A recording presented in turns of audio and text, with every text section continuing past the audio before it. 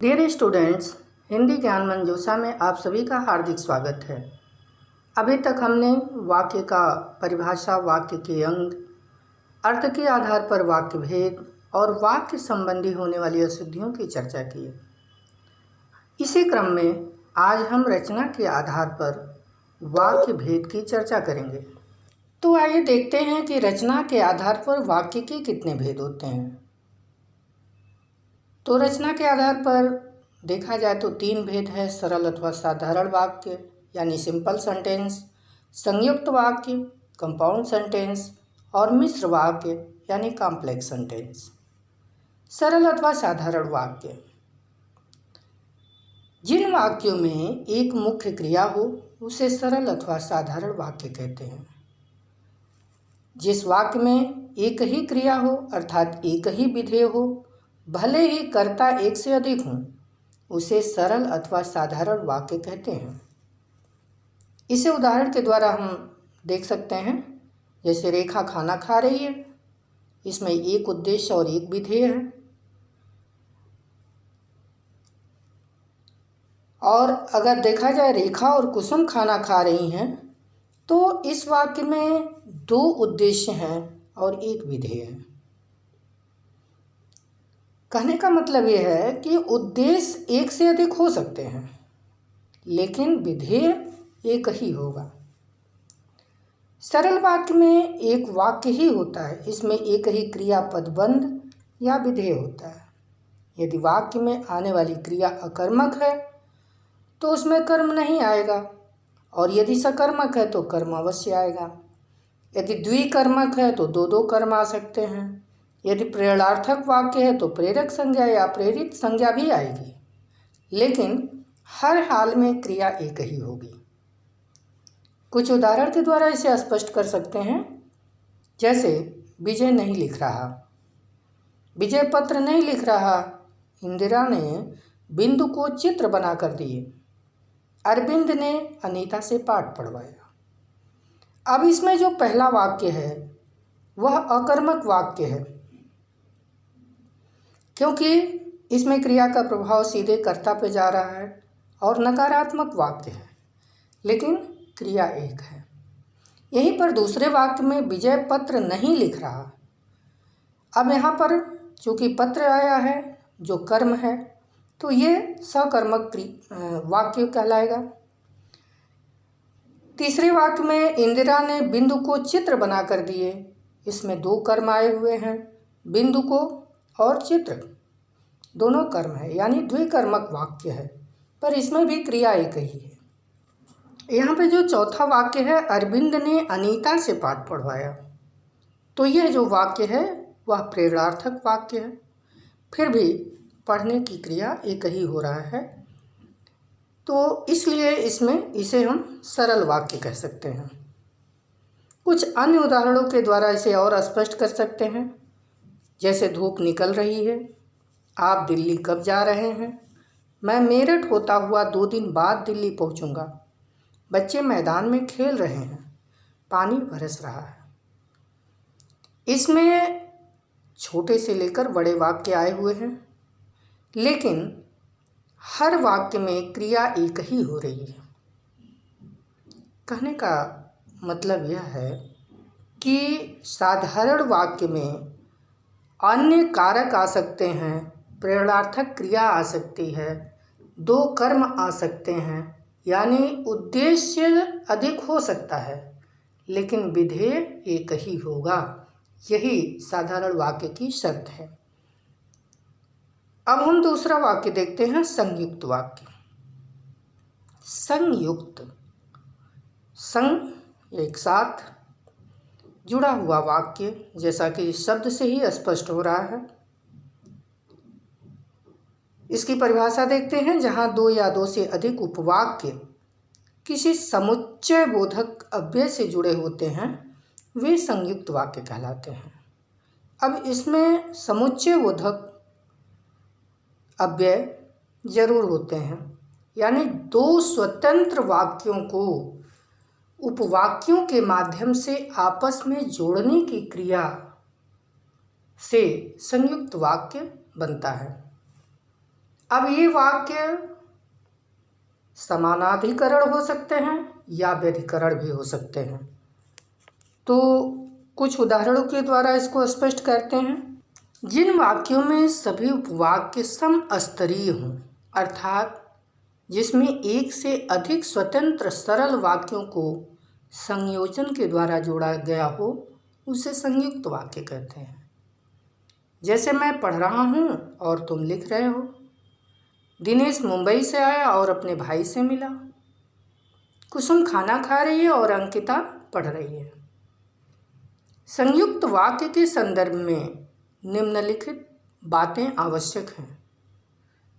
पहली बात, इसमें आए सरल वाक्यों का स्वतंत्र प्रयोग हो सकता है, यानी इसको जब चाहें तो हम इसे अलग लिख सकते हैं और यह अपना अर्थ देने में पूरा समर्थ रहेगा। दूसरी बात, ये एक दूसरे पर आश्रित न होकर एक दूसरे के पूरक होते हैं, किंतु परस्पर संबंधित होते हैं। इसके सरल वाक्यों की रचना एक सी होती है, यानी समान होती है। भिन्न संरचना के सरल वाक्यों से संयुक्त वाक्य नहीं बनाए जा सकते हैं। उदाहरण के तौर पे हम कह सकते हैं कि मैं खाना खा रहा हूँ और घर जा रहा हूँ। अब इस वाक्य में दो क्रिया एक साथ कैसे हो सकती? खाना खा भी रहा है और घर भी जा रहा है। दो विरोधी तर्क वाले वाक्यों का एक वाक्य नहीं बनाया जा सकता। जैसे राम बहुत कंजूस है किंतु वह पैसे खूब खर्च करता है। कभी कभी विशेष प्रभाव उत्पन्न करने के लिए और किंतु आदि शब्दों की जगह अल्प विराम का प्रयोग किया जाता है। जैसे देर हो रही है। अब जाने दो क्रिया इसमें प्रयोग हो रही है, लेकिन कारण यहाँ सुनिश्चित है, अतः कोष्ठ में हम अतः शब्द का प्रयोग कर सकते हैं। सरल वाक्यों के समान घटकों को संयुक्त वाक्य में जोड़ दिया जाता है। जैसे पवित्रा 5वीं कक्षा में पढ़ती है और उसकी बहन 3री में पढ़ती है। संयुक्त वाक्य में कोई वाक्य अप्रधान अथवा आश्रित वाक्य नहीं होता, बल्कि सभी वाक्य समान महत्व के होते हैं और अपना कंप्लीट अर्थ दे पाते हैं। अतः संयुक्त वाक्य में आए उपवाक्य समानाधिकृत उपवाक्य कहलाते हैं। वाक्य में प्रयुक्त समुच्चय बोधक के आधार पर संयुक्त वाक्य में निम्नलिखित प्रभेद हो सकते हैं। जैसे संयोजक, संयुक्त वाक्य। संयोजक यानी जोड़ने की क्रिया। जो संयुक्त वाक्य तथा एवं आदि दो स्थितियों को जोड़ने वाले समुच्चय बोधक के प्रयोग से संयुक्त हों, वह संयोजक संयुक्त वाक्य होते हैं। जैसे मेरी बेटी डॉक्टर है और बेटा इंजीनियर है। रेखा शिक्षिका है और उसका बेटा जिलाधीश है। विभाजक संयुक्त वाक्य। जिस वाक्य में दो स्थितियों के बीच विकल्प सूचक समुच्चय बोधक का प्रयोग हो, वह विभाजक संयुक्त वाक्य होता है। तुम नहीं जा सकते तो बेटी को भेज दो। तुम बोलते जाओ, मैं लिखता रहूँगा। विरोध सूचक संयुक्त वाक्य। समुच्चय बोधक से जुड़कर बना वाक्य विरोधी स्थिति को प्रकट करे तो विरोध सूचक संयुक्त वाक्य होता है। जैसे मैंने उसे बहुत समझाया परंतु वह समझना ही नहीं चाहती। परिमाणवाचक संयुक्त वाक्य। जब संयुक्त वाक्य समुच्चय बोधक द्वारा कार्य कारण भाव संबंध से जुड़ा हो तो परिमाणवाचक संयुक्त वाक्य होता है। जैसे सीता को अवश्य जाना था इसलिए प्रतीक्षा करती रही। साल भर का खाता बंद करना है, अतः विवरण शीघ्र भेजिए।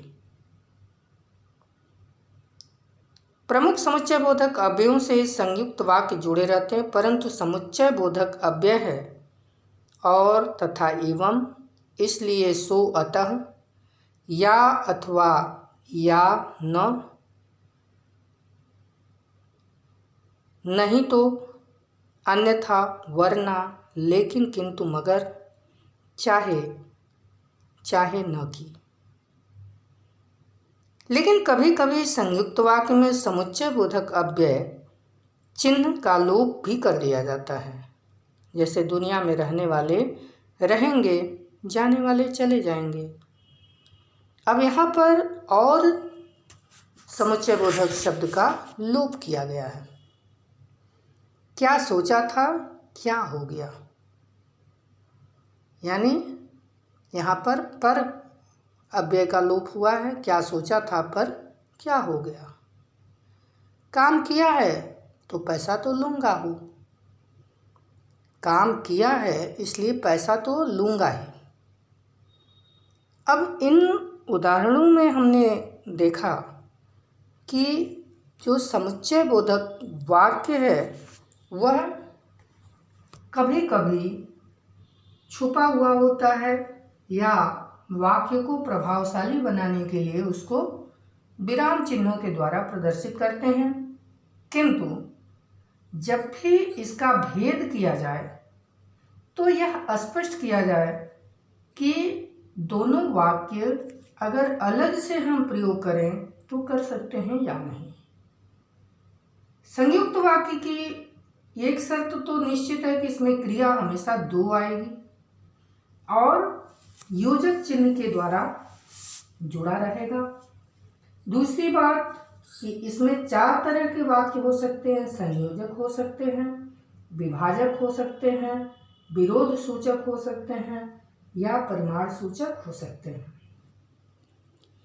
मिश्र वाक्य, जिन वाक्यों में रचना एक से अधिक ऐसे उपवाक्यों से हो जिसमें एक प्रधान तथा अन्य गौड़ हो, उसे मिश्र वाक्य कहते हैं।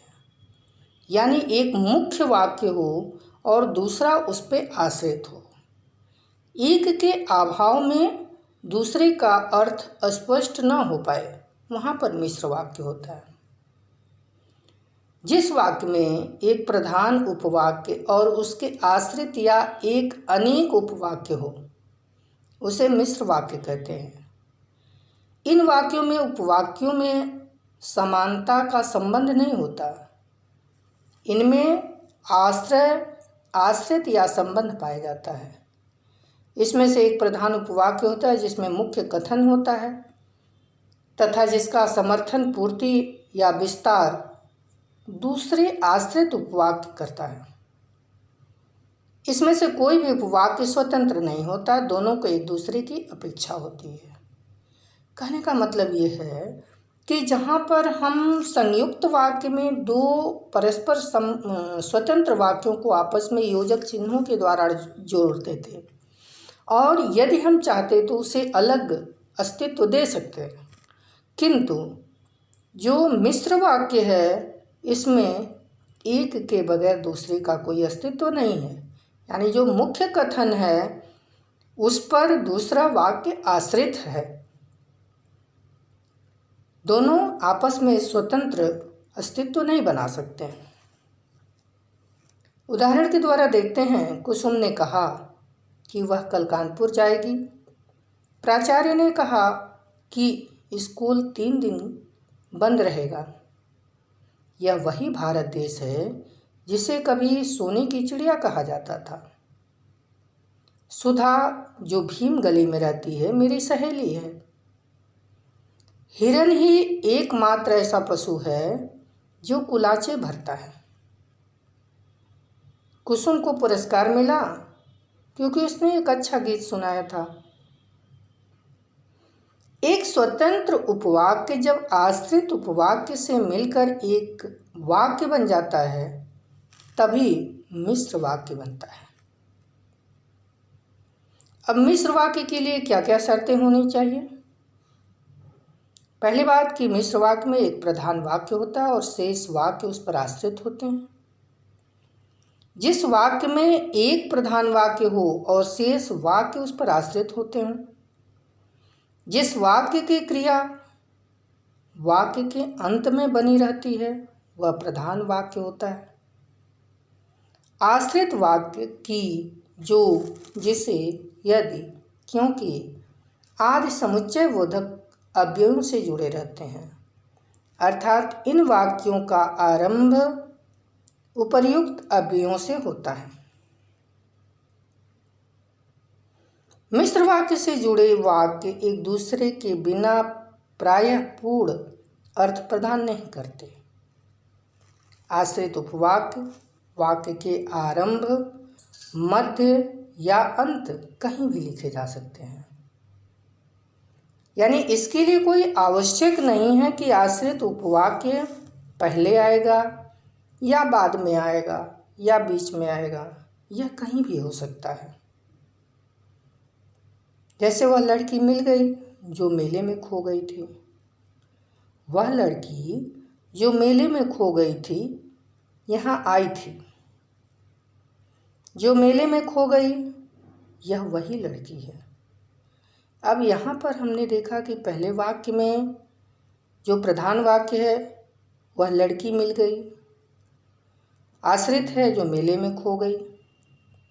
दूसरे वाक्य में जो मेले में खो गई, यहाँ पर आश्रित वाक्य बीच में आया है, और जो मेले में खो गई यह वही लड़की है, यहाँ पर जो आश्रित वाक्य है वो पहले आ गया है।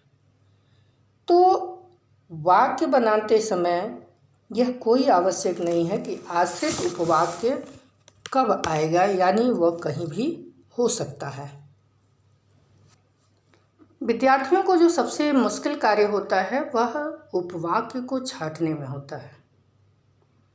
प्रधान वाक्य और आश्रित उपवाक्य की कुछ खास पहचान होती है, जिसको जानने के बाद उपवाक्य को छांटना या अलग करना बहुत आसान हो जाता है।